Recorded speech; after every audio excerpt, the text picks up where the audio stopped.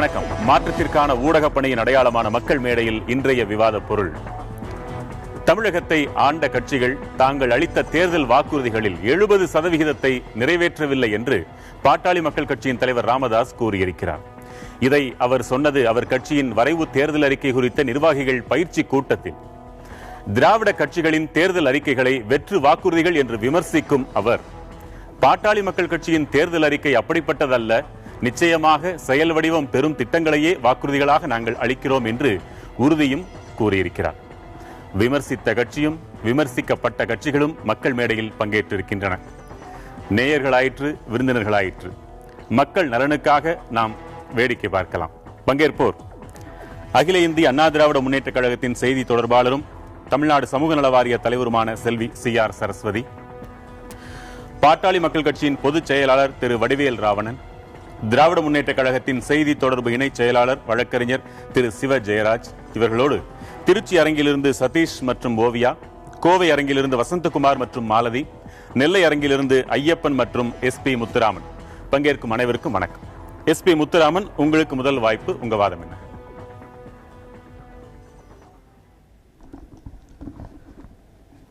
எரியிற கொள்ளியில எந்த கொள்ளி சார் நல்ல கொள்ளி?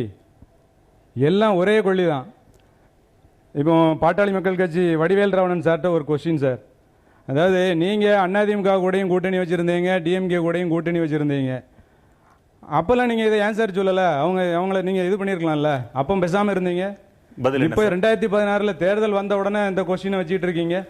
கூட்டணியில் இருந்தாலும் அந்த கட்சிகள் ஆட்சியில் இருக்கும்போது செய்கிற தவறுகளை நாங்கள் சுட்டிக்காட்டி வந்திருக்கிறோம்.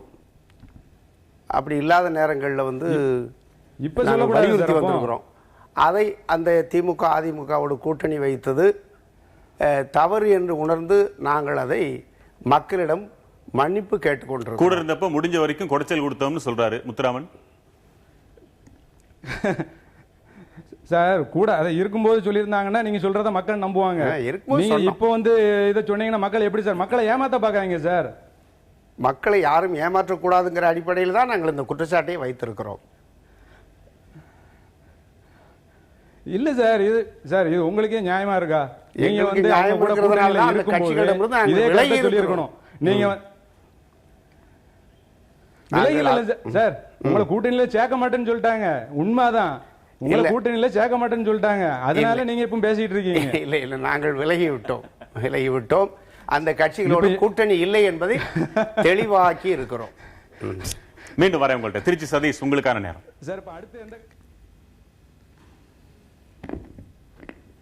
திமுகவும் சரி அதிமுகவும் சரி சார், எப்போதுமே தங்களுடைய கோரிக்கைகள்ல வந்து முழுசுமே எதுவுமே அவங்க பண்றது கிடையாது.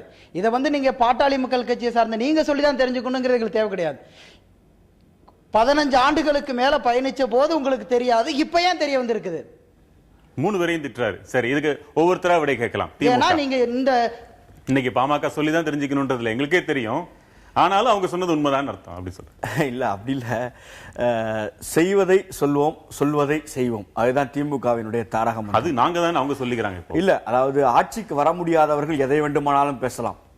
2%, 3% வாக்கு வங்கி வைத்திருக்கிறவர்கள் நாங்கள் அதை செய்வோம், இதை செய்வோம் என்று 1000 தேர்தல் அறிக்கைகளை உருவாக்கி தன் தலையணை அடியிலே வைத்து தூங்கலாம். அவங்க கூட உங்களுக்கு முக்கியமா பட்டாங்கல்ல, 1.5% இருந்தா கூட வாங்கன்னு சொன்னீங்க.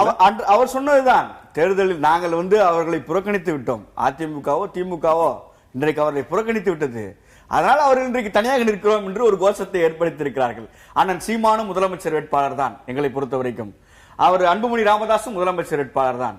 நாங்கள் கேட்பது, உங்களுக்கு என்ன கட்டமைப்பு இருக்கிறது? நீங்கள் முதலமைச்சர் வேட்பாளர் என்று சொல்வீர்களே, நீங்கள் தமிழ்நாட்டில் எதை செய்ய முடியும்? உங்க கட்சியில் யார் முதலமைச்சர் வேட்பாளர்? நான் முதலமைச்சர் வேட்பாளர் திமுகவில் ஒருவர் தான், கலைஞர் தான் முதலமைச்சர் வேட்பாளர். எங்கள் தளபதியே சொல்கிறார், நமக்கு நாமே என்கின்ற ஒரு கோஷத்தை வைத்து அவர் போகிற இடமெல்லாம் இன்றைக்கு மக்கள் குழுமி கொந்தளிக்கிறார்கள். இந்த ஆட்சி முடியட்டும், புதிய ஆட்சி விடியட்டும் என்று. அதிலே அவர்கள் சொல்லுகிற வார்த்தை, எங்கள் தளபதி என்ன தெரியுமா சொல்றார்? கலைஞர் ஆட்சியை உருவாக்கும் என்றுதான் சொல்லுகிறார். நாங்களும் அதைத்தான் சொல்லுவோம். கலைஞருக்கு நிகராக அன்புமணி ராமதாஸ் பாக்குறாரு. உங்களுக்கு அந்த பெருந்தன்மை இருக்கா? நாங்கள் பெருந்தன்மையோட தானே அவரை பாராட்டுகிறோம், சொல்லுகிறோம். கெஜ்ரிவால் வந்து திடீர்னு தான் வந்தார் அரசியலில், திடீரென்று தான் முளைத்தார். வாக்கு வங்கி அந்த கணக்கெல்லாம் அவற்றை எடுபடலை. ஒரு முறை 27, அடுத்து 67 ஆட்சியை பிடிச்சிட்டார். எனவே மக்கள் வந்து எந்த நிலையில் அவர்கள் முடிவு செய்து விடுவார்கள்ங்கிறது தெரியும். அதனால் இந்த வாக்கு வங்கி கணக்கு போன ஆட்சியில் வந்து திமுக அந்த அம்மா சொல்கிறது போது மைனாரிட்டி அரசு, அந்த மைனாரிட்டி அரசுக்கு கடைசி வரையில் முட்டு கொடுத்து ஆட்சியில் நிலைத்திருப்பதற்கு பாமக ஆதரவு தந்ததில்லை. இதை அவர்கள் மறக்கலாம். அரசியலில் அவர்கள் எல்லாத்தையும் மறந்து விடுவதற்கான அதிமுக சொல்றது நீங்களும் சேர்ந்து சொல்றீங்க. ஆமா, மைனாரிட்டி அரசு தான், அப்படிதான் விமர்சிக்கணும். மைனாரிட்டி அரசு தாங்கினோம். நாங்க தான் ஆட்சியில் அவங்களுக்கு ஆதரவு கொடுக்கிறோம். உண்மை இருக்கும் இல்லையா? இல்ல உண்மை ஆதரவு என்று அறிவித்து விட்டால் கடைசி வரை இறுதி வரை 70% வாக்குகளை நிறைவேற்றவில்லை. அதாவது முதல்ல திருச்சி தம்பிக்கு ஒரு பதில சொல்லிடுறேன். நாங்க பல வருஷமா பாக்குறோம். அவர் சொல்ற கணக்கை பார்த்தா 10 வயசுல இருந்து பாக்குறாருன்னு நினைக்கிறேன். அவரோட ஏஜை பார்க்கும்போது திராவிட கட்சி, அதாவது அனைத்து இந்திய அண்ணா திராவிட முன்னேற்ற கழகத்தை புரட்சி தலைவர் என்றைக்கு தமிழ்நாட்டில் முதலமைச்சரா உட்கார்ந்தாரோ, குழந்தைகளுக்கு காமராஜர் ஐயா சத்துணவை கொண்டு வந்திருந்தாலும் அதை வெற்றிகரமா நடத்தி எந்த குழந்தையும் பட்டினியால் பள்ளிக்கூடம் வரக்கூடாது என்பதற்காக ஒரு குழந்தைகளை வந்து முக்கியத்துவம் கொடுத்து ஒரு சத்துணவை கொண்டு வந்து லட்சக்கணக்கான குழந்தைகளை வாழ வைத்தவர். அதன் பிறகு அம்மா அவர்கள் சத்துணவை விரிவுபடுத்தி இன்னைக்கு பாத்தீங்கன்னா, தம்பிக்கு அதெல்லாம் தெரியுமோ தெரியாத பாத்துக்கங்க, இன்னைக்கு படிக்கிறதுக்கு தமிழ்நாட்டில் இந்தியாவிலேயே ஒரு மாநிலத்தில் படிப்புக்கு முக்கியத்துவம் தராங்கன்னா ஒரு மனுஷனுக்கு வாழ்க்கையில இன்னைக்கு படிப்பு தான். அது 30% இருக்கும். மீதி அந்த செயல்படுத்தப்படாத 70% அறிக்கைக்கு நாங்க எப்படிங்க, அவங்க இன்னைக்கு தனிச்சு ஒரு நாளைக்கு பிஜேபியோட கூட்டணி நாங்க இப்போ இல்ல நாங்க இப்போ வச்சுக்கோங்கறாங்க. பாமகவை பொறுத்தவரை ஒரு ஆளுங்கட்சியாக இருந்ததும் இல்லை, ஒரு வலுவான எதிர்க்கட்சியாக இருந்ததும் இல்லை. அவர்கள் இங்கேயும் அங்கேயும் மாத்தி மாத்தி இருந்திருக்காங்க. இப்ப தனிச்சு நிக்கிறோங்கிறாங்க, அப்புறம் பிஜேபிங்கிறாங்க. அது அவர்களுடைய இது. நான் அதுக்குள்ள போக விரும்பல. அவர்கள் பாமக வந்து இவர்கள் எல்லாத்தையும் செஞ்சிட்டாங்கன்னு சொல்லுவாங்க. எப்படி எதிர்பார்க்கறீங்க? என்ன செஞ்சிருக்கோம் நாங்கிறது மக்களுக்கு தெரியும். பாமக சொல்ல வேண்டியதில்லை, சொன்னாலும் அவர்கள் சொல்லக்கூடிய நிலையிலும் அவங்க இல்லை. ஏன்னா இப்ப அவங்களும் தெளிவா சொல்லிட்டாங்கல்ல, நாங்கள் யாரோட கூட்டணி இல்ல, பிஜேபி வந்தா நாங்க ஏத்துக்கோங்கிற மாதிரி அவங்க ஸ்டாண்ட் ஏதோ போய்கிட்டு இருக்காங்க. ஆக மொத்தம் அனைத்து இந்திய அண்ணா திராவிட முன்னேற்ற திட்டங்கள் நடந்திருந்தாலும் அது இல்லை என்றுதான் பாமக சொல்வார்களே தவிர எப்படி ஒத்துக்குவாங்க? அவர்களுடைய தேர்தல் அறிக்கையிலேயே பாத்தீங்கன்னா கூட, வரைவு தேர்தல் அறிக்கையில பஸ் இலவசம், பஸ் எல்லாம் இலவசமா கொடுத்து நடக்கிற காரியமா? இலவசங்கள் யாரும் யாருமே பஸ் ஏறி ஃப்ரீயா போயிடலாம்னா அது நடக்கவே நடக்காது. இந்த வரைவு தேர்தல் அறிக்கையிலேயே இதெல்லாம் சாத்தியப்படாது, சாத்தியமாக்க முடியாது, நடைமுறைக்கு முடியாது. இது அவர்கள் மக்களை கவர்வதாக நினைத்து மக்களுக்கே புரியும் இதெல்லாம் நடக்கக்கூடியதல்ல என்பது மக்களுக்கே தெரியும். நீங்க சொல்றது ஒரு பொருளாக எடுத்துக்கொள்ள வேண்டியதில்லைன்னு சொல்றாங்க. இது வந்து வரைவு அறிக்கைன்னு சொல்லிட்டோம். மக்களுடைய பல்வேறு கருத்துக்கள் ஏற்கப்பட்டு பரிசீலனைக்கு உட்படுத்தப்பட்டு இறுதி வரைவறிக்கை தேர்தல் ஒட்டி வெளியிடப்படும். நீங்க இறுதி அறிக்கையே சொன்னாலும் கூட அதை பொருட்படுத்த வேண்டியது இல்ல. பாமக எல்லாம் ஒரு கட்சியான்ற மாதிரி சொல்லிட்டாங்களே. அவர்களோட கூட்டணியா இருந்த போது பொருட்படுத்தி இருக்காங்களே. அப்படியே கூட்டணி கட்சியா சொல்லவில்லை, அவர்கள் ஆளும் கட்சியாக இருந்ததில்லை, எதிர்க்கட்சியாக இருந்ததில்லை. அப்படி இருந்தாதான் சொல்லணுமா? ஏங்க ஒரு கட்சி ஆட்சியில் இருந்ததுதான் அந்த கட்சியின் ஆட்சியில என்னென்ன பிரச்சனைகள் இருக்கு, எப்படி திட்டங்களை மக்கள்கிட்ட கொண்டு போக முடியும், அதுக்கு நடைமுறை சாத்தியம் என்ன என்பதெல்லாம் ஒரு கட்சி ஆளுங்கட்சியா இருக்கும் போது தான் தெரிந்து கொள்ள முடியும். எதிர்கட்சியும் இல்லாமல் கூட்டணியில் மட்டுமே இருந்து விட்டு 2 கூட்டணியிலும் இருந்து 2 கூட்டணியிலும் பதவியை வாங்கிவிட்டு இப்ப குற்றம் சொல்வது என்பது அது எப்படி நடைமுறை சாத்தியமா சாத்தியம் இல்லையான்றது எனக்கோ சதீஷ்கோ தெரிய வாய்ப்பு இல்ல. அதான் தேர்தல் அறிக்கையா சொல்ற உங்களுக்காவது அது தெரிஞ்சிருக்கணுமா இல்லையா? இப்போ அறிவு தேர்தல் அறிக்கையில் அவர் சொல்லி இருப்பதெல்லாம் எனக்கு தெரிந்தது சாத்தியமாக. உங்களை கேக்குறேன், 70% தான் நிறைவேற்றவில்லை அவங்க சொல்றாங்க. இவங்க 71 விழுக்காடு உதாரணம் சொல்லட்டும், கணக்கு சொல்லணும். அவங்க நிறைவேற்றாத 2 உதாரணம் சொல்லுங்க. எங்கள்கிட்ட சொல்றது விட்டுருங்க. மக்களிடம் இல்ல மருத்துவர் ராமதாஸ் அவர்கள் சொல்லுவது தவறு, நாங்கள் 71 விழுக்காடு சரியா செய்திருக்கோம். அப்படியே நீங்களும் மக்கள் தான், நீங்க மந்திரியா, நீங்க முதலமைச்சர், நீங்க மக்கள் தான், உங்களுக்கு சொல்லலாம். நாங்கள் மக்கள்ல ஒருவராக இருந்தா அறிக்கையை படைச்சிருக்கிறோம். இவர்களை குற்றம் சாட்டுங்க. நீங்க எதுக்கு துடிக்கிறீங்க சொல்லுங்க. இல்ல, அதாவது 5 முட்டை அம்மா சொன்னவங்க சத்துணவு போட்டோன்னு அதுல ஒரு முட்டை கூட எம்ஜிஆரோ போடல, அம்மையார் ஜெயலலிதாவோ போடல. 5 முட்டைகளை வாரந்தோறும் கலைஞர் அரசு கொண்டு வந்தது. அதை விட 1,27,000 கிளைகளை திராவிட முன்னேற்ற கழகம் கொண்டிருக்கிறது. 1,37,000 கிளைகளை அதிமுக கொண்டிருக்கிறது. கட்டமைப்பில் நாங்கள் தான் பலம் அதிகம். இவர்களே நீங்கள் கட்டமைப்பில் இல்லை. 1ஆம் கிளாஸ் கூட பாஸ் செய்ய முடியாத ஒருவர் எப்படி நான் ஐஏஎஸ் பாஸ் செய்வேன் என்று சொல்லுகிறார்? அதை நம்ப முடியுமா? அது ஒற்றுங்க, அது ஒண்ணுதான். சிமெண்ட் சாலை போடணும்னு நாங்க சொன்னோம், தேர்தல் அறிக்கையில கிடையாது. சிமெண்ட் சாலை 96ல கலைஞர் தான் கொண்டு வந்தார். 12 லட்சம் வாட்டர் டேங்க், தண்ணீர் தொட்டி, எங்கெல்லாம் மேல்நிலை நீர்த்தேக்க தொட்டி அதையெல்லாம் கலைஞர் அரசு கொண்டு வந்தார். நீங்க சொல்றேன், 5 மருத்துவக் கல்லூரி, ஒரு மருத்துவக் கல்லூரி இல்ல, 5 மருத்துவக் கல்லூரி நான் கொண்டு வந்தோம். 6 சிப்காட் கொண்டு ஸ்பெஷல் எக்கனாமிக் ஜோன் இதெல்லாம் தேர்தல் அறிக்கையில கிடையாது. 3 சிப்காட் கொண்டு வரும்னா தேர்தல் அறிக்கையில இருக்கு. 2.5 லட்சம் கோடி இப்ப முதலீடு கொண்டு வர போறாங்க. நாங்கள் சொல்வது அது வேறு டாபிக். 2.5 லட்சம் இன்னைக்கு சட்டசபையில கேட்டோமே, வெள்ள அறிக்கை கொடுங்க. நீங்க எந்த கம்பெனி எவ்வளவு கொடுத்திருக்கு சொல்ல மாட்டாங்க. வரவழைக்க முடியும். ஒரு வரைவறிக்கை இல்ல, ஒரு வரைவு திட்டம். இது மெமரண்டம் ஆஃப் அண்டர்ஸ்டாண்டிங். இது மெமரண்டம் ஆஃப் அண்டர்ஸ்டாண்டிங். சதீஷ் ஏதோ குறிப்பிடுறீங்க, சொல்லுங்க. இது ஒண்ணும் அத்தனை ரூபாய் இங்க வந்ததல்ல. இது MOU அவ்வளவுதான். கண்டிப்பா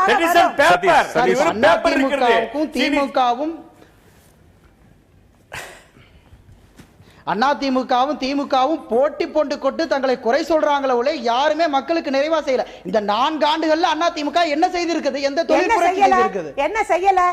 4 ஆண்டுகள்ல ஏழ்மையில இருக்கா தமிழ்நாடு? எல்லாம் பசி பட்டினியுமா இருக்காங்களா? நாட்டுல என்ன அப்படியே பஞ்ச தலைவிச்சாடுதா? இல்ல ரவுடி ராஜ்யங்கள் நடக்குதா? என்ன செய்யல? இன்னும் வீடு நீங்க மைக்கு கிடைச்சது டிவில உட்கார்றோம், என்ன வேணா பேசலாம், என்ன வேணா பேசக்கூடாது. பேசுறது நீங்க குறை சொல்றதுக்காக தப்பு தப்பா பேசாதீங்க. தப்பு தப்பா பேசாதீங்க. அண்ணா திராவிட முன்னேற்ற காலத்து செஞ்ச தொட்டதா நாடாளுமன்ற தேர்தலில் 37 எம்பிக்களை மக்கள் கொடுத்திருக்காங்க. விளையாட்டு இல்ல, தனியா நின்னு அம்மா 37 எம்பிக்களை வாங்கியிருக்காங்கன்னா மக்களுக்கு செஞ்ச தொட்டதான் வாங்கியிருக்கோம். சும்மா ஓட்டு போட மாட்டாங்க. நான் பேசும்போது அவங்களும் பேசுறாங்க, மக்களின் குரலுக்கு செவி சாய்க்கவே இல்லைன்னு சொல்றாங்க. இங்க நாங்க வர கிடையாது. ஐயா ஒரு நிமிடம் சொல்லுங்க. ஐயா ஒரு இவங்களோட இலவசங்களை கேட்கறதுக்காக நாங்க இங்க வர கிடையாது. இவங்க என்னென்ன அட்டூழியங்கள் பண்ணிட்டு இருக்காங்கன்றது மக்கள் எல்லாத்துக்கும் நல்லா தெரியும். என்ன சொல்லுங்க, என்ன சொல்லுங்க பாக்கலாம். என்ன அட்டூழியம் சொல்லுங்க நடந்துன்றத மக்கள் பாக்கலாம். என்ன அட்டூழியம் சொல்லுங்க, விளக்கமா சொல்லுங்க. தீர்ப்புகள் வந்ததுல இருந்து சரி நான் சொல்லுங்க. அட்டூழியம் சொல்றது முதல்ல காது கொடுத்து கேளுங்க. அதான் சொல்லுங்க. அட்டூழியம் வேற வார்த்தையில என்ன அட்டூழியம் சொல்லுங்க கேட்கலாம். தீர்ப்பு வழங்கும் போது ஒரு இருங்க, அட்டூழியம் என்ன பேச வரீங்களா? முதல்ல பேசிட்டே இருக்கிறீங்க நீங்க. அட்டூழியம் தானே பேசிட்டு இருக்கிறோம். சொல்லுங்க. அடாவடியா நடந்துக்கிறது, மக்கள்கிட்ட வந்து காட்டு முன்னாடித்தனமா நடந்துக்க. ஒரு பால் வாங்க கூட மக்களை போக விடுறது கிடையாது. ஒரு சாதாரண ஒரு தீர்ப்பு ஒண்ணு வந்தது அப்படின்றதுக்காக அப்ப எந்த அளவுக்கு மக்களை வந்து அங்க அடக்குமுறை செலுத்துறாங்க. அப்ப இதெல்லாம் அடக்குமுறை கிடையாது. அட்டூழியமான கேள்வி கேட்கறீங்க. எந்த ஊர்லமா இதெல்லாம் நடக்குது? எந்த ஊர்லமா? நீங்க தமிழ்நாட்டுல இருக்கீங்களா? நான் வரேன். நீங்க திருச்சிக்கு தான் வரேன். திருச்சிக்கு நேரடியா வாங்க. முழுக்க சுற்று சவாலாவே சொல்றேன், வாங்க. நீங்க தாராளமா வாங்க. காமிங்க. இங்க வந்து பாருங்க என்ன எங்க வரோம். நாங்க வரோம். சும்மா மைக்க பிடிச்சு பேசாதீங்க. நாளைக்கு வரோம், பாருங்க, காட்டுங்க. தீர்ப்பு வந்த அன்னைக்கு ஒரு வார்த்தை இல்ல இல்ல, அவங்க எல்லாம் அட்டூழியம் சும்மா இஷ்டத்துக்கு பேசுறாங்க. இவங்க என்ன அட்டூழிய நாளானிங்க திருச்சிக்கு வர இந்த பொண்ணு காமிக்கணும். நான் சனிக்கிழமை மணிக்கு இருப்பேன். உங்களை சந்திக்கிறேன். வந்து காட்டுங்க. காட்டுங்க பாக்குறேன் நானும். நீங்க சொல்ற அட்டூழியம் ஒரு நிமிஷம் பேசுறேன். சொல்லுங்க. பொறுமையா பேசுங்க, வார்த்தைகளை கட்டுக்குள்ள வச்சே பேசுங்க. விஷ்ணு பிரியா கொலை வழக்க கூட இல்ல சார், விஷ்ணு பிரியா கொலை வழக்க கூட திமுக சொன்ன காரணத்துக்காக தான் அது நிராகரிக்கப்பட்டதுன்னு சொல்லியிருக்கு. அப்ப இவங்களுடைய கோரிக்கை என்ன? மக்களோட கோரிக்கை வந்து மக்கள் சொல்லலாம், அடுத்தவங்க சொல்லலாம், இவங்களுடைய எதிர்க்கட்சி சொல்லிட்டாங்கன்னா நிராகரிச்சிருவாங்க. அப்ப இவங்க மக்களுக்கு செவி சாய்க்கல, எதிர்க்கட்சிகளுக்கு செவி சாய்க்கிறாங்க. நீங்க பேசாதீங்க. அது அரசாங்கத்துக்கு தெரியும், போலீஸ்க்கு தெரியும், நடவடிக்கை எப்படி எடுக்கணும்ங்கிறது முதலமைச்சருக்கு தெரியும். நீங்க சும்மா உட்கார்ந்து பேசாதீங்க. ஒரு டிஎஸ்பி மரணம் அடைஞ்சிருக்காங்க, தற்கொலை. அது யாரும் உங்களை கொலை பண்ணல, அது தற்கொலை. அந்த வழக்கு இருக்கு, விசாரணை நடக்குது. சும்மா இஷ்டத்துல பேசாதீங்க. நீங்க இப்ப சவால் விடுறமா என்கிட்ட? சனிக்கிழமை நான் திருச்சி வரேன். ஒரு நிமிஷமா இப்ப சவாலா சொல்றேன். இந்த பொண்ணு சனிக்கிழமை நான் திருச்சி போறேன். இந்த பொண்ணு என்ன சந்திக்கணும். என்ன அட்டூழி நடக்குது அந்த பொண்ணு நிரூபிக்கணும். ஒரு கொலை நடந்தா டிவில உட்கார்ந்து இஷ்டத்துக்கு பேசற கூடாது. நீங்க வரீங்கன்றதுக்காக ஒருத்தர் கொலை செய்ய சொல்லி காமிக்க முடியுமா? அதெல்லாம் கிடையாதுங்க. அது சொல்றது என்னங்க, பால் வாங்க போக முடியல, தயிர் வாங்க போக முடியல, மோர் வாங்க போக முடியல. என்ன இவங்கள கை பிடிச்சு இழுத்துட்டாங்க? தீர்ப்பு வந்த அன்னைக்கு சொல்றாங்க. இன்னைக்கு இல்ல, அன்னைக்கு என்ன நடந்தது சார்? நான் கேக்குறேன். ஒண்ணும் இல்ல, ஏன்னா தீர்ப்பு வந்த அன்னைக்கு சொல்றாங்க. இன்னைக்கு இல்ல இல்ல. ஒரே ஒரு நொடி ஓவியா, நீங்க அது விளக்கமா சொல்லுங்க. ஐயா கட்டாயமா ஜெயலலிதா இப்ப அந்த சொத்து குவிப்பு வழக்குல தீர்ப்பு வந்த உடனே குற்றவாளின்னு சொல்லி ஜான் டி குன்கா அறிவிச்சாரு. அறிவிச்ச உடனே குற்றவாளின்னு அறிவிச்சதுக்காக ஒட்டுமொத்தமா மக்கள் தன்னோட குழந்தைக்கு பால் வாங்க போறேன்னு சொன்னதுக்கு கூட இங்க திருச்சியில நடந்ததுங்க. நான் நேரடியா நின்னு பார்த்தேன், பார்த்ததுல இருந்து சொல்றேன். அவ்வளவு காட்டுப்பிராண்டித்தனம், மக்கள் மேல கட்டையை விட்டு அடிக்கிறது, கல்ல விட்டு அடிக்கிறது, காவல்துறை எல்லாம் ரொம்ப ஓவருங்க. அப்படிலாம் எதுவுமே நடக்கல. ரொம்ப ஓவரா பேசுது இந்த பொண்ணு. என்னமா கல்ல அடிச்சாங்க, கட்டை விட்டு அடிச்சாங்க. மீடியாஸ் இருக்கு, பத்திரிகைகள் இருக்கு, உங்கள மாதிரி எத்தனை சேனல்ஸ் இருக்கு. நான் இருந்தேன். நீ இருந்திருப்பேமா? அது சும்மா என்ன பேசாத. ஆமா என்ன பேசுற நீ? ஏன் எத்தனை மீடியாஸ் இருக்கு? காமிச்சிருக்க வேண்டியதானே. கட் அவுட் அடிச்சாங்கன்னா விட்டுருவாங்களா? இல்ல நீங்க ஒரு பத்திரிகை எடுக்காம இருப்பாங்களா? டிவில வந்து எடுக்காம இருப்பாங்களா? மீடியாக்கல வரலையா? மீடியா ஃபோன் பண்ணி சொல்லு. ஃபோன் பண்ணி சொல்லி எடுத்து காமிச்சிருக்கணும். உடனே நீ ஃபோன் பண்ண வேண்டியதானே. செல்போன்ல எடுக்க வேண்டியதானே. எடுத்து காமி. செல்போன்ல இருந்தா காட்டு. உணர்ச்சி வசப்படாதீங்க. ஒரு நேரலையிலே உரிமையில பேசுறீங்களே அப்படின்னு சொல்லி அவங்க அதையும் ஒரு காரணமா சொல்ல. ஒரு உரிமையில அன்போட சொல்றீங்கன்னா அவங்க எடுத்துக்கலாம். செல்போன்ல இருந்தா காட்ட சொல்லுங்க. ஆதாரத்தை காட்ட சொல்லுங்க. பேசுறாங்கன்னு கூட நம்ம எடுத்துக்கலாம். அது நான் தவறுன்னு சொல்ல நியாயப்படுத்த விரும்பல. நான் என்ன கேட்கிறேன், இதே சென்னையில அம்மா இருந்தாங்க, CR சரஸ்வதி அம்மா இருந்தாங்க. நானும் பார்த்தா அவங்களும் பார்த்தாங்க. சட்டமன்ற உறுப்பினர்களே அண்ணா சமாதிக்கு பின்னாடி, அண்ணா சமாதிக்கு முன்னாடி பீச் ரோட்ல உண்ணாவிரதம் இருந்தாங்க. பீச் ரோட்ல உண்ணாவிரதம் தான் இருந்தோம். சாலை மறியல் பண்ணி சாலை மறியல் எல்லாம் பண்ணல. யாருக்காவது அனுமதி உண்டா? தலைவர் சமாதி வாசல்ல இருந்தோம். மெயின் ரோட்ல இல்ல, ரோட்ல கிடையாது. தலைவர் சமாதி வாசல்ல யாருக்காவது உரிமை உண்டா? சட்டப்படி உரிமை உண்டா? மைக்கேல் டி குண்டாவுடைய படத்தை எரிச்சாங்க. உண்டா இல்லையா? உண்டா இல்லையா? ஒரு நிமிடம் இல்ல, மைக்கேல் டி குண்டா படத்தை எரிச்சாரா இல்லையா? கருணாநிதி அவர்கள் சார் அன்னைக்கு உயர்நீதிமன்றம் தடை கிடையாது. அன்னைக்கு உயர்நீதிமன்றம் தடை கிடையாது. அன்னைக்கு உயர்நீதிமன்றம் தடை கிடையாது. நான் என்ன கேக்குறேன், மைக்கேல் டி குண்டாவின் படத்தை எரித்தாரா இல்லையா? சொல்லுங்க, பதில் சொல்லுங்க. அப்ப பன்றி உருவத்தை போட்டு ஒரு நீதிபதியின் படத்தை போட்டாரா இல்லையா? கடவுள் ஒருவர் வழக்கறிஞர் சிறையில் அடைச்சாங்களா இல்லையா? நான் கேட்பது, சட்டத்தை நீங்கள் கையில் எடுக்கிறீர்கள். ஈவி.கே. இளங்கோவன் ஒரு தவறான கருத்தை சொன்னார் என்பதற்காக ஈவி.கே. இளங்கோவனை துரத்தி அடிச்சீங்களே,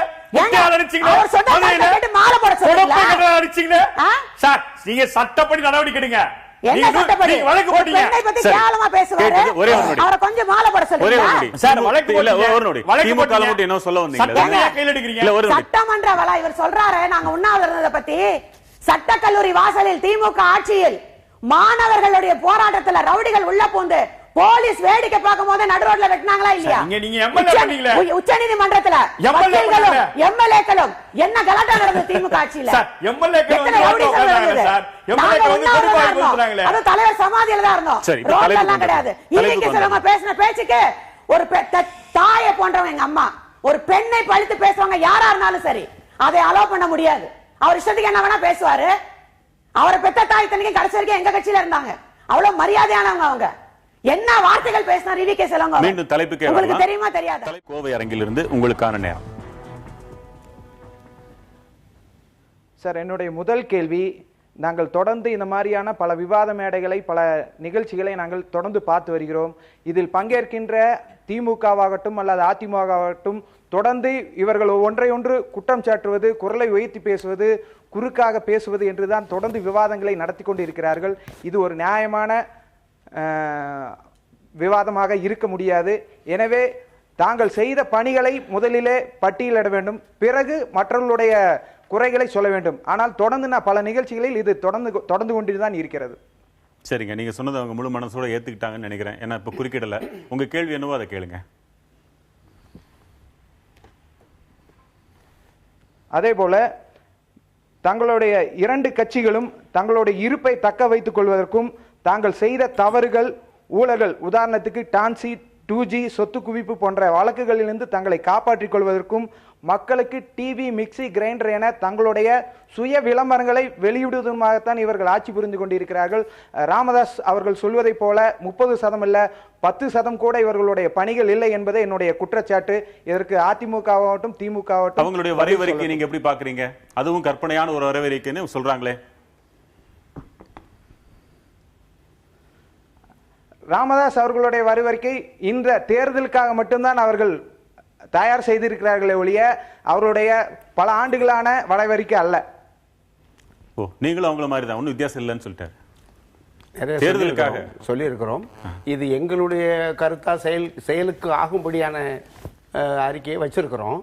இது அவரை போல பல பேருடைய மக்களுடைய பல்வேறு தரப்புகள் இருந்த மீனவர்கள், தொழிலாளர்கள், மாணவர்கள், இளைஞர்கள், பெண்கள், இப்படி பல்வேறு தரப்புகளிலிருந்து வரக்கூடிய கருத்துக்களை ஒட்டி நாங்கள் இறுதி அறிக்கையில் எல்லாவற்றையும் இதையே கூட இறுதி அறிக்கையை நாங்கள் எடுத்துக்கிறோம். அதில் என்ன காப்பி அடிச்சிருக்கூடாதுன்னு ஒரு கிண்டல் வேற இருக்கு. அது என்ன? இது இதுவரையில் அப்படித்தான் நடந்து வந்திருக்கிறது. யாராவது ஒருத்தர் சொல்லிட்டாங்கன்னா அதை அப்படியே பின்பற்றுவாங்க. இப்போ எங்கள் ஆள் இப்போ முழு குழாய் சட்டை போடுறாருன்னு வைங்க, பேண்ட் போடுறாருன்னா இப்போ அவர்கள் தளபதியும் இப்போ பேண்ட் போட ஆரம்பிச்சிட்டாரு. எப்படி எப்படி அப்போ தோற்றத்திலிருந்து இல்ல ஒரு பேண்ட் யாரை பார்த்து போட ஆரம்பிச்சாரு? அன்புமணி அவர்கள் பேண்ட் போட்டு தர்றாரு, அதனால தானும் பேண்ட் போடுறாரு. அது மாதிரி தோற்றத்தில் மட்டும் இல்லை, கருத்தில் செயல்பாடுகளில் கூட எங்களை பின்பற்றுவதாக நாங்கள் கருதுகிறோம். ரொம்ப மோசமா இருக்கு. அப்படிலாம் நடந்துக்கிறீங்க. இல்ல அது ஒரு பக்கம் இருக்கட்டும். இப்ப இவங்கள்ட்ட வர்றோம். இப்ப இன்னைக்கு ஆட்சியில் இருக்கிற ஆளுங்கட்சி வந்து தமிழகத்தை மின்மிகை மாநிலமாக ஆக்கும்னு சொன்னாங்க. அப்படி ஆக்கியிருக்காங்களா? ஏதாவது இவங்க தரப்புல இருந்து ஒரு யூனிட் மின்சாரமாவது இவர்கள் உற்பத்தி பண்ணி வழக்கமா ஒரு பதில் சொல்லுவாங்க பாருங்க. இதுக்கு மட்டும் பதில் சொல்லுங்களேன். உங்க நான் கேட்டு பழக்கமாயிடுச்சு. உங்க வாயில ஜெனரேட்டர்ல ஓடல, கரண்ட்ல தான் ஓடிட்டு இருக்கு. கரண்ட் கட்டுன்னு ஒண்ணு இருந்தா நீங்க ஜெனரேட்டர் வச்சு தான் ஓட்டிட்டு இருக்கணும். அண்ணன் அவர்கள் சொல்லலாம இருக்கலாம். நாங்கள் உற்பத்தி செய்ததால் இன்னைக்கு மின்வெட்டு இல்லை என்பதை சட்டமன்றத்தில் மாண்புமிகு முதலமைச்சர் அம்மாவும் சொல்லியிருக்காங்க, நாங்களும் சொல்றோம். நிச்சயமாக திராவிட முன்னேற்ற கழக ஆட்சியில் இருந்த மின்வெட்டு இன்னைக்கு கிடையாது. மிகையான மின்சாரத்தை எங்க விக்கிறீங்க? மிகை மாநிலம் நாங்க விக்கிற மாதிரி தான் வச்சிட்டு போனோம். அதுக்கப்புறம் திமுக வந்து அது முடிச்சு மின்வெட்ட கொண்டாந்துட்டாங்க. நேத்து கூட மின்துறை அமைச்சர் சட்டமன்றத்தில் சொல்லி இருக்காங்க, நிச்சயமாக மிக விரைவில் மின்மிகை மாநிலமாக புரட்சி தலைவி அம்மாவை பொறுத்த வரைக்கும் சொன்னதை செய்யக்கூடியவர். கரண்ட் கட்டு எப்படி இருந்தது என்பது 2011 எல்லாருக்குமே தெரியும். இன்னைக்கு என்ன நிலைமையில இருக்குது பாமக ஒத்துக்கணுங்கிறதை நாங்க கவலைப்படல. எங்களுக்கு அவசியம் இல்ல. தமிழ்நாடுங்கிறது சென்னைக்கு வெளியிலயும் இருக்கு. சென்னை மட்டும் சொல்லல, தமிழ்நாடு தான் சொல்றேன். மின்வெட்டு இன்னும் இருக்குல்ல, மின்வெட்டு இருக்கு. அதோட மக்கள்கிட்டே கேட்போமே. கோவை வசந்தகுமார் குறிப்பிட்டீங்களே, சொல்லுங்க. நாங்க சொன்னா காழ்ப்புணர்ச்சி கோவை அதிமுக மேடம் சிஆர் சரஸ்வதி அவர்களுக்கு தொடர்ந்து சட்டமன்றம் நடந்து கொண்டிருக்கிறது. சட்டமன்றத்தில் இதுவரைக்கும் பல கட்சிகள் வெளிநடப்பு செய்திருக்கிறார்கள். அவர்கள் விவாதமே செய்யக்கூடாது என்று அவர்களை வலுக்கட்டாயமாக வெளியேற்றுவது, பிறகு விவாதம் இல்லாமல் எல்லா அறிவிப்புகளையும் 110 விதியின் கீழ் அம்மா அவர்கள் வெளியிடுவது, முதல்வர் வெளியிடுவது ஏன்? சரி, இது ஒண்ணு. இப்ப பேசிட்டு இருக்கிறது மின்மிகை மாநிலமாக ஆக்கி இருக்கிறோம், மின் தடையே இல்லைன்னு சொல்றாங்க. அது குறித்து பேசுவதற்கு யாருக்காவது விருப்பம்னா கை உயர்த்துங்க. மின்வெட்டே இல்லைன்னு சொல்றாங்க. யார்? எஸ்பி முத்துராமன், சொல்லுங்க சார். திருநெல்வேலியில இன்னைக்கு ஃபுல்லா கரண்ட் கிடையாது. இப்போ கூட ஸ்டுடியோல கரண்ட் கிடையாது சார். உங்க நிகழ்ச்சியை நாங்க பார்க்கல. நாங்க வந்து இப்போ கேட்டுட்டு தான் பேசிக்கிட்டு இருக்கோம். இப்போ கரண்ட் கிடையாது சார். சரி, இதுக்கு மேல நான் ஒண்ணும் சொல்ல முடியாது. டெய்லி இருக்கான்னு சொல்லுங்க, ஒரு நாள் கரண்ட் இல்லன்னு சொல்லிடாதீங்க. ஒரு நாள்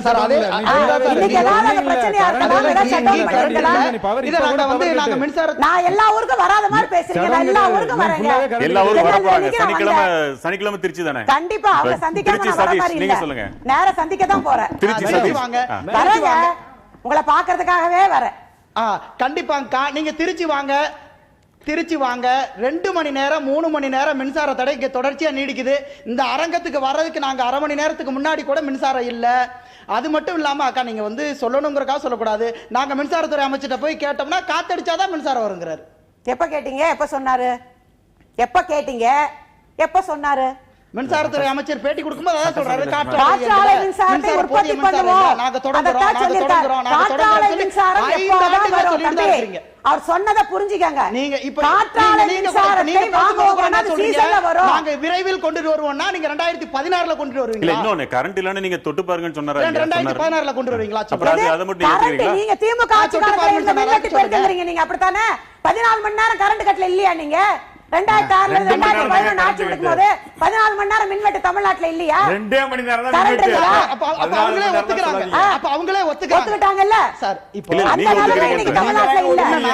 அந்த நிலைமை இன்னைக்கு தமிழ்நாட்டுல இல்ல. திமுக வந்து 4 மணி நேரம் மின்வெட்டு, நீங்க 3 மணி நேரம் மின்வெட்டு. நீங்க ரெண்டு கட்சியுமே சரியில்லைன்னு இவரு ஒரு கோரிக்கை வைக்கிறாரு. தம்பி 14 மணி நேரம் மின்வெட்டு திமுக ஆட்சியில, 4 மணி நேரம் எல்லாம் கிடையாது. அப்போ நீங்க ஒரு 2 மணி நேரம் இல்ல, ஒரே அறிவிக்கப்பட்ட மின்வெட்டு. அப்ப நீங்க ஒரு மிஸ்டேக் பண்ணிட்டீங்களோ?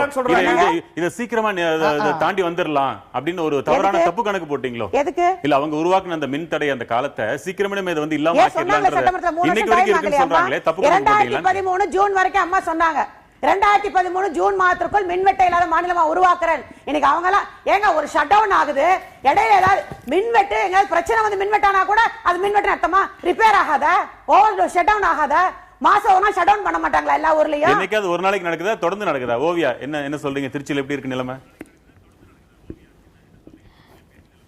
ஐயா, கரண்ட் கட்டு அப்படின்றது கட்டாயமா அது இருக்கு அப்படின்றது தான்.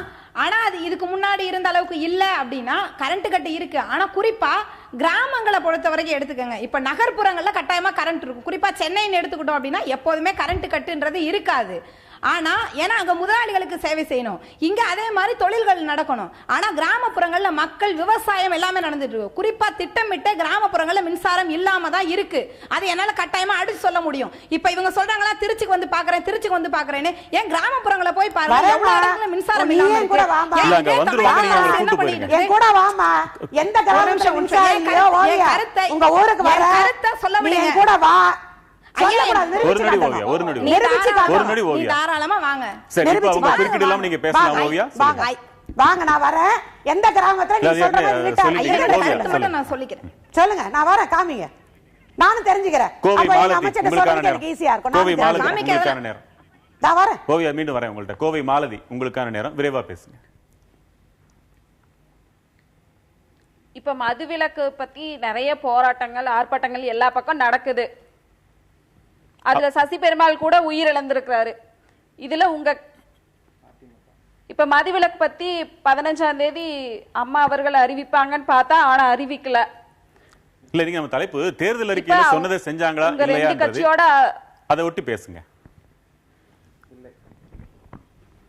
சரிங்க. இப்ப மாநில தன்னாட்சி பேசுற இந்த 2 கட்சியிலுமே இதுவரைக்கும் மத்திய அரசினுடைய மக்கள் விரோத கொள்கைகளை ஒட்டித்தான் தன்னுடைய ஆட்சி புரிகிறார்.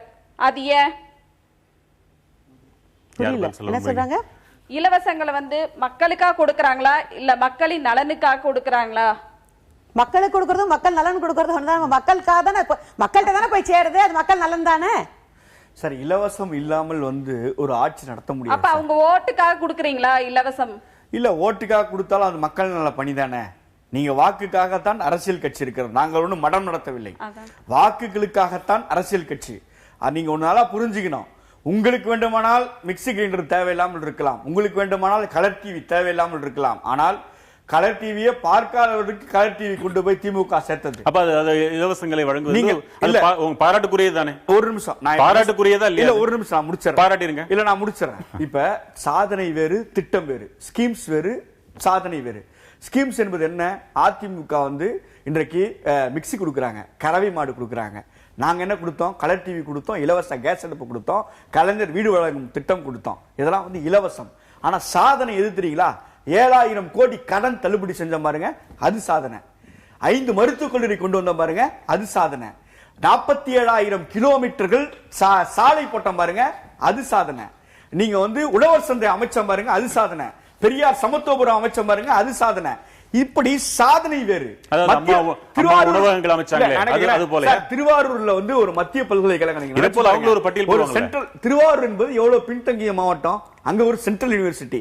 சென்னையில கடல்சார் பல்கலைக்கழகம். முதலமைச்சராக உங்க தலைவர் இத்தனை ஆண்டு காலம் இருந்தாரு, திருப்பி பின்தங்கிய மாநிலம் விட்டு வச்சிருந்தாரு. இல்ல, நான் என்ன கேட்கிறேன் சார், 200 வருஷம் நம்ம அடிமைப்பட்டிருக்கோம் சார். 25 ஆண்டு காலம் 25 ஆண்டு காலம் தான் திமுக ஆட்சி இருந்திருக்கு. சுதந்திரம் கிடைச்சு போச்சு, முதலமைச்சராகவே இருக்காரு. ஒரு சின்ன ஏரியா. என்னுடைய தாத்தா கை நாட்டு சார், எங்க அப்பா பியூசி, நான் எம்ஏ பி. 200 வருஷம் இருக்கலாம் சார். நான் ஒரு நிமிஷம், நான் முதல் தலைமுறை பட்டதாரி. முதல் தலைமுறை பட்டதாரி எத்தனை லட்சம் பேர், எத்தனை கோடி பேர் இருக்காங்க? நீங்க யோசிச்சு பாருங்க. இன்னைக்கு நான் வெள்ளை சட்டை போடுறேன்னா திராவிட இயக்கம் காரணம், பெரியார் காரணம், அண்ணா காரணம், கலைஞர் காரணம்.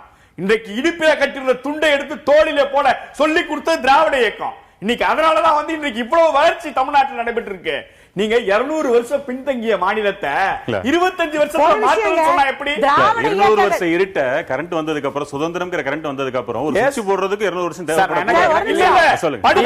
மாற்ற முடியும். திமுகவின் மீது ஒரு குற்றச்சாட்டு, கச்சத்தீவை மீட்டெடுப்போம் அப்படின்னு முடியல. நீங்க மீட்டெடுங்க. நல்லது. சார், என்ன கேக்குறேன்,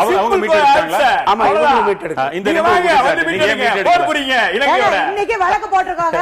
தார் தாரவாத்து கொடுத்தாச்சு. திமுக ஆட்சியில தான் தாரவாத்து கொடுத்தாங்க. அன்னைக்கு வழக்கு போட்டிருக்காங்க. ஒரு மாநில போட்டிருக்கோம், கோர்ட்ல இருக்கு, மீட்க தான் போராடுறோம்.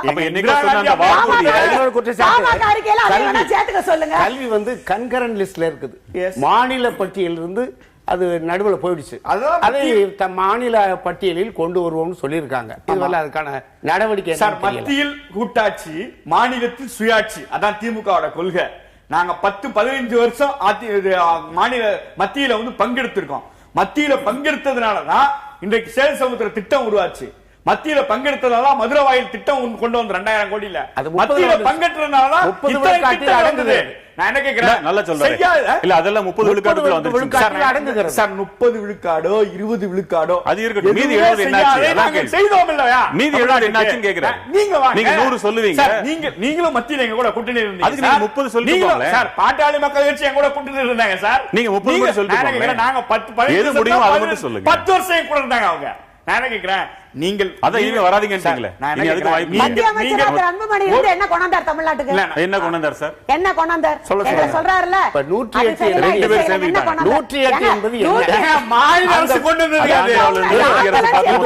ஒரு அபத்தமான ஆந்திராவில் யார் கொண்டு வந்தது? வட மாநிலங்கள் யார் கொண்டு வந்தது? இல்ல பச்சையான உண்மையை இப்படி மறைப்பது என்பது இந்த அபத்தத்தை யாரும் பொறுத்துக்க முடியாது.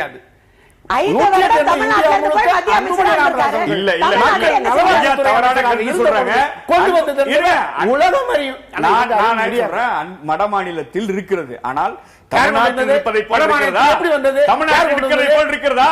கலைஞர் உருவாக்கினார். நான் என்ன கேட்கிறேன், நீங்க 1000 இடத்துல கைத்து போட்டுடலாம், 1000 மத்திய அமைச்சர் கைத்து போட்டுடலாம். கலைஞர் உருவாக்கினார். 70 விழுக்காடும் இப்படியே வாய்ப்பந்தலே போய் இல்ல சார், நிதர்சனம் செய்யவில்லை. உண்மை குற்றச்சாட்டு. நெல்லை அரங்கத்தில் இருக்கிறீங்க, உங்களுக்கான நேரம். வணக்கம் சார். முதல்ல இந்த திராவிட கட்சியை பொறுத்த வரைக்கும் ஊழலில் ஆரம்பிச்சு இலவசங்களில் நடத்தி மதுவை ஊத்தி பெரிய ஒரு சீரியஸ் நிலைமைக்கு இந்த திராவிட கட்சிகள் பண்ணி கொண்டிருக்கிறது. இப்போ இந்த ஸ்டாலின் சார் அவர்கள் ஒவ்வொரு ஊரா போய் ஆட்டோலாம் ஏறி 2 வீலர் எல்லாம் போய் மக்கள் மத்தியில நல்ல பேர் வேணும்னு நினைக்காரு. ஆனா நான் என்ன சொல்றேன்னா, அவர் முதலமைச்சர் வேட்பாளரா என்னை நிறுத்தணும்னு சொல்லதுக்காண்டிதான் அவர் வீதி வீதியா போறாரே தவிர மக்களுக்கு ஒரு நல்ல திட்டங்களை கொண்டு போகல. இதுதான் நடந்துகிட்டு இருக்கு. மக்களுடைய விருப்பம் அது, அவரை முதலமைச்சர் வேட்பாளராக அறிவிக்கணும் என்பது. ஆனால் திராவிட முன்னேற்ற கழகத்தை பொறுத்த வரைக்கும் முதலமைச்சர் நீங்கள் முன்னிறுத்த வேண்டும் சார். நல்லா ஒண்ணு புரிஞ்சுங்க. இல்ல நீங்கள் முன்னிறுத்த வேண்டும் என்ற ஒரு காரணத்துக்காண்டிதான் ஸ்டாலின் அவர்கள் ஊர்வலமா மக்களுக்கு என்ன ஒரு குறைகளை நீங்க சொல்லணும்னு தேவையில்லாம தான் பண்ணிக்கிட்டு இருக்காங்க. அவங்க 6 லட்சம் கிலோமீட்டர் இந்த 5 ஆண்டுகளில் ஒரு எதிர்க்கட்சியினுடைய தலைவர் பயணித்திருக்கிறார். 1 லட்சம் அல்ல, 6 லட்சம் கிலோமீட்டர் தான் நிறுத்திக்க முடியும். சரி, மக்களுக்காக சொல்வீங்க, ஏன்னா எல்லாரும் அவங்க வண்டியில கிலோமீட்டர் கணக்கு பார்த்தா வெள்ளை அறிக்கை விடுங்க, தகவல் அறிமை சட்டத்தை கேளுங்க. எந்த ஊருக்கு போயிருக்காங்க முதலமைச்சர் 5 ஆண்டு காலத்துல? கொடநாட்டுக்கு 9 முறை போயிருக்காங்க. ஏதாவது ஒரு ஊருக்கு போயிருக்காங்களா? ஒரு ஊருக்கு போயிருக்காங்களா? 92 வயசுல கலைஞர் திருவாரூருக்கு போறாரு. இங்க இருக்க ஆழ்கிணருக்கு போய் முதலமைச்சர் வசிக்கிற போயஸ் தோட்ட வீட்டுல இருந்து 10 கிலோமீட்டர் ஆழ்கிணர். ஒருவர் பயணித்த தொலைவெல்லாம் மக்களுக்கு மக்களை சந்திக்காத முதலமைச்சர், இரும்பு கேட்டுக்கு பின்னாடி தள்ளி மொழி பேசுகிற முதலமைச்சர். அரை மணி நேரம் பேசுறாங்க.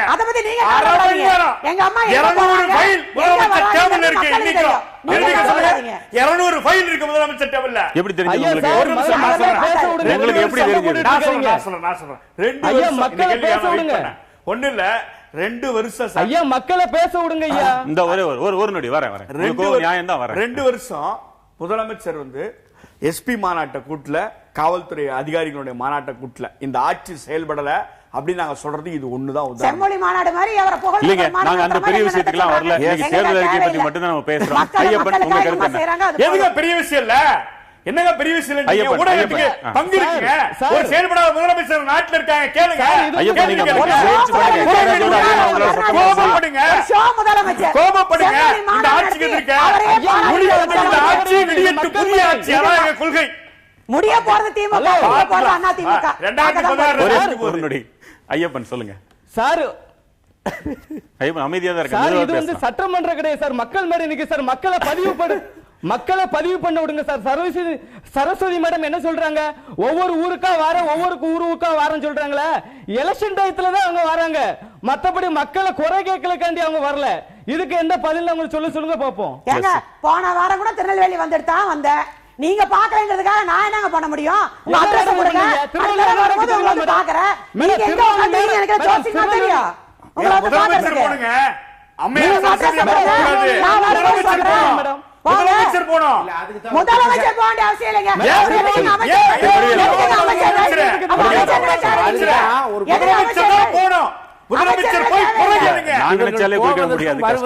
தமிழக ஆறுகளை இணைத்து நீர்வழி சாலைகள் அமைப்போம்.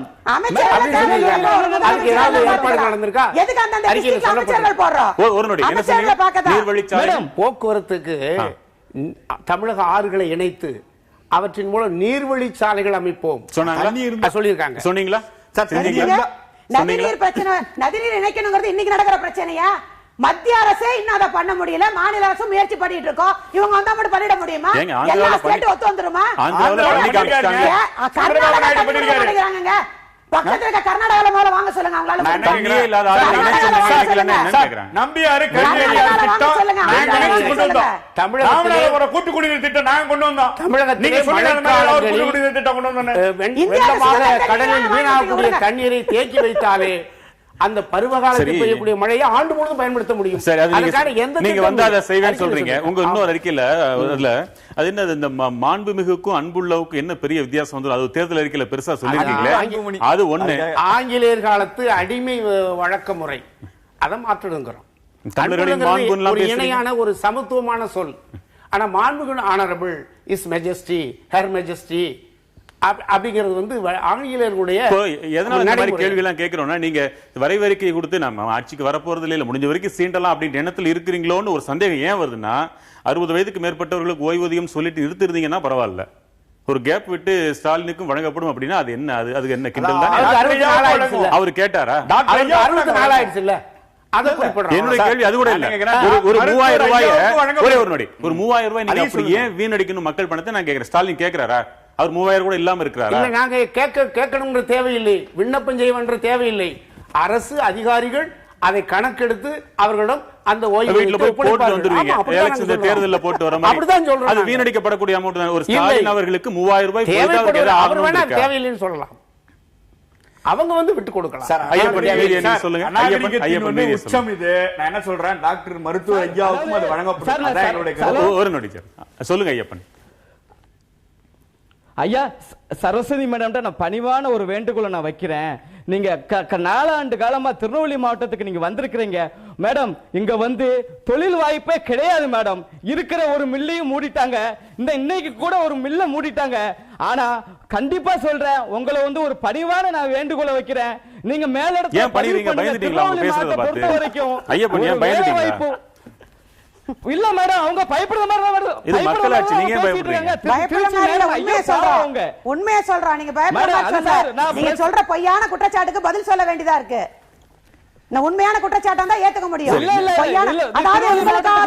இன்னைக்கு பாத்தீங்கன்னா சிவநாடார் அவர்கள் உலக முதலீட்டாளர் மாநாட்டுல திரு சிவநாடார் தெளிவா சொல்லியிருக்கார், நான் வந்து அதிகமாக தென் மாவட்டங்களில் குறிப்பா மதுரையில் தொழில் அதிகமான தொழில் தொடர்பு நான் 6000 கோடி சிவநாடர் சொல்லியிருக்காரு. சித்தப்பா ஏற்றி வைத்து நக்கப்பா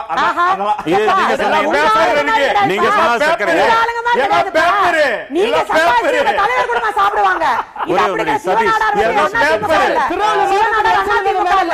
அவர் ஒரு பெரிய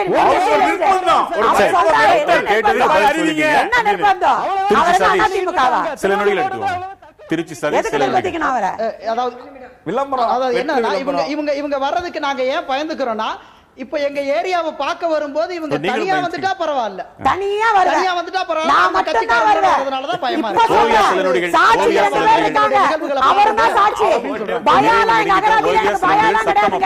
பயந்தா கருணாநிதி அரசியல் பண்ண முடியுமா? அமைதியா இருக்க அவங்களே பேச முடியுமா? இல்ல அமைதியா தான் இருக்காங்க. நீங்க சொல்லுங்க, அமைதியா இருக்க சொல்லுங்க. நீங்க சொல்லுங்க, நீங்க கரெக்டா பேசுங்க, அமைதியா பதில் சொல்றோம்.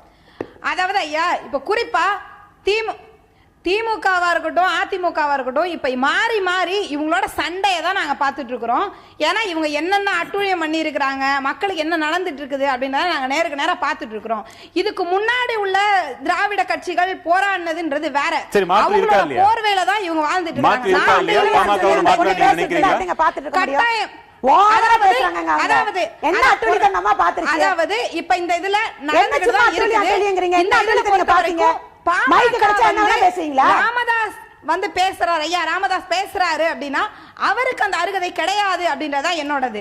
ஏன்னா இதுக்கு முன்னாடி திராவிட கட்சிகள் அவங்க பேசுறாங்க அப்படின்னா இவர ராமதாஸ் ஐயா இத வந்து சொல்றாரு அப்படின்னா இவருக்கு என்ன அருகதை சரி, இப்ப யாரை தான் ஆட்சி செய்யணும்னு நினைக்கிறீங்க? இதுக்கு முன்னாடி திராவிட கழகம் இருக்கிறவங்கள தான் நம்ம தேர்ந்தெடுக்கணும். யாரை தான் இங்க இருக்கிற தேர்ந்தெடுக்கிறது? பொறுத்த வரைக்கும் இங்க இருக்கக்கூடிய ஓட்டு கட்சிகள் மக்களை பொறுத்தவரை இப்ப இருக்கவங்க யாரை தேர்ந்தெடுத்தாலும் இங்க இருக்கக்கூடிய எல்லாமே திருடர்களாகவும் இருக்கக்கூடிய மக்களுக்கு துரோகிகளாகவும்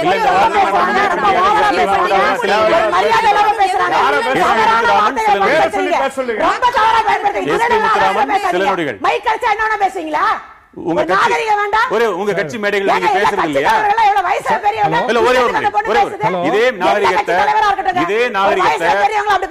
இதே நாகரிகத்தை நீங்க மேடைகள்ல பின்பற்ற தயாரா? நாங்க ஒண்ணு மேடையில் இந்த மாதிரி எல்லாம் பேச மாட்டோம். அதனுடைய அத்தனை காட்சி பதிவுகள் அத்தனை எங்கிட்ட இருக்குது. திராவிட முன்னேற்ற கழகம், அண்ணா திராவிட முன்னேற்ற கழகம், பாட்டாளி மக்கள் கட்சியோ இந்த கட்சியின் இரண்டாம் கட்ட தலைவர்கள் பொது மேடைகள்ல மக்கள் மேடை பேசுறதெல்லாம் நான் போட்டு காட்டினா உங்களால இருக்க முடியுமா? அந்த மேடையில ஒரே ஒரு பேச்சு வந்திருக்கு. கருணாநிதி வேட்டி கட்டிய ஜெயலலிதா, ஜெயலலிதா சேலை கட்டிய கருணாநிதி என்று மேடையில் இவங்களே பேசியிருக்காங்க. இரண்டு சேர்ந்தவர் பாமக தலைவர்னு சொல்லிக்கிட்டுமா? முடிஞ்சு போச்சு. வணக்கம்.